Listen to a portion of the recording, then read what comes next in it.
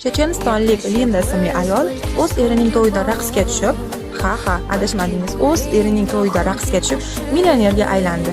Qanday qilib deysizmi? Videoni oxirigacha ko'rsangiz hamma ma'lumotlarga ega bo'lasiz. Xabarlarga ko'ra, Lindaning ota-onasi vafot etib ketishgan.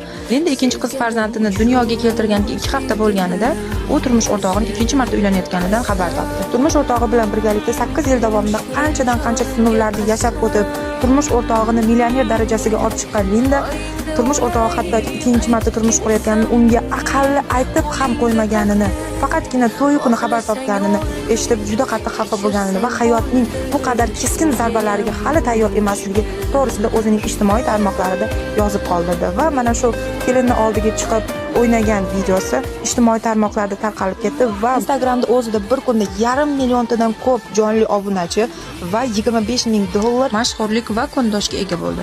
Shu o'rinda bir savol: masala erkaklarning nafsi buzuqligidami yoki yoshgina qizlarni ikkinchi xotin bo'lib turmushga chiqishga ham roziligidami?